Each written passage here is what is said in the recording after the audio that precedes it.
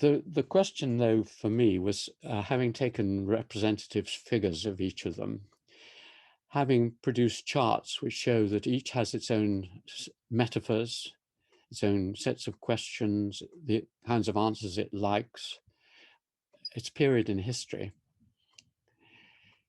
Then the question is, what caused? And here I took a very simple idea from Evans Pritchard. Evans Pritchard, in one of his greatest books, The Nua, about an African Nilotic tribe, has a chapter called Space and Time. And there, very simply, he shows that if you look at the Nua political relations, they are a reflection of time, or rather the political, what is currently the political relations, people then reconstruct their past history in alignment with their current political relationships. In other words, if you are from what is now a powerful family, you create dynasties and myths of origin and so on to justify. Myths are often charters to justify the present. So you in an Orwellian way, you remake the past to fit the present. The past is not static. You have structural amnesia. You forget things. You remember your famous ghost story telling ancestors or whatever it is.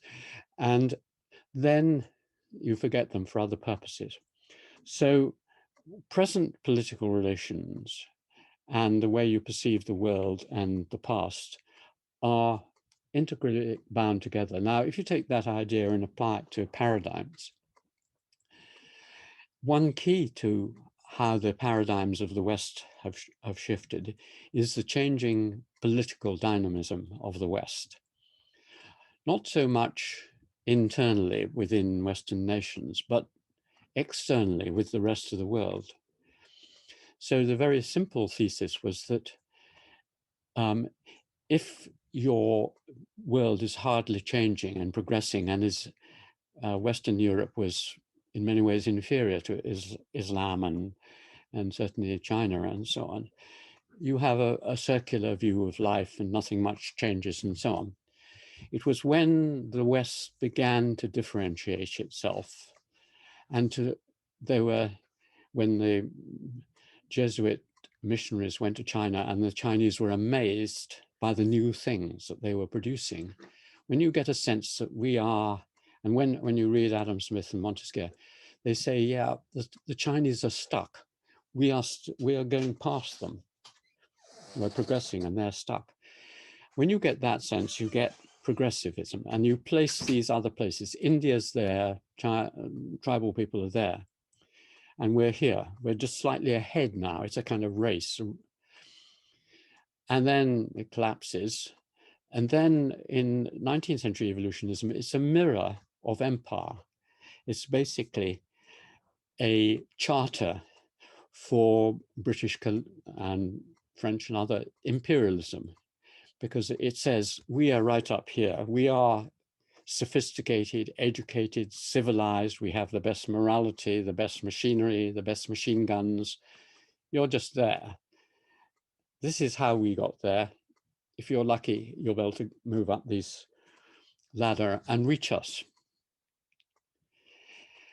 It's not surprising in a way it is linked to Darwin's theory of the evolution of species, because you have simple species and you have complex. So from simplicity to complexity.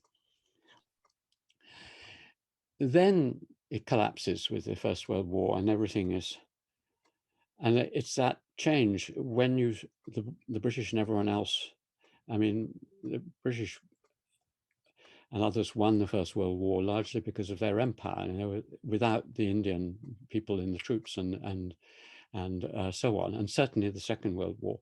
So basically, Japan can do it just as well as we can do it.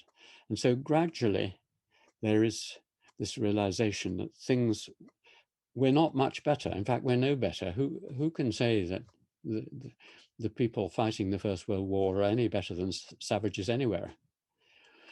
And then So you get functionalism. Structuralism is also a fairly static. It's not an evolutionary.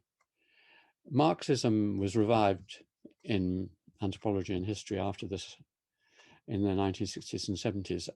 And it was, I think, surprisingly related to the dominant position of America, because again, you got a sort of hint that there was one part of the world which was conspicuously stronger and more effective technologically than anywhere else. And so a sense of exceptionalism and superiority,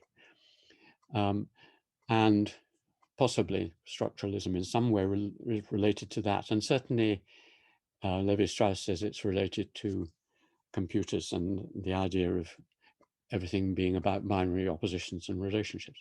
Whatever the cause of structuralism, it was the new thought system. Now, insofar as one can explain postmodernism and post-structuralism, it's because the center of global knowledge and power is distributed everywhere. You can't really have overarching paradigms, and you can't have a consensus, because every day you are flooded with new thoughts, ideas, challenges. And so it's a whirlpool instead of being a sort of concentric pool as diffusionist thought, where the ideas happen here, and then they spread out like ripples. Here you have ripples of the Chinese pond, the Indian pond, the Russian, anywhere, and they're all flowing over each other. So it's a much more confused world, and very unlikely that any one paradigm or system will dominate in the way that was possible up to 30 years ago.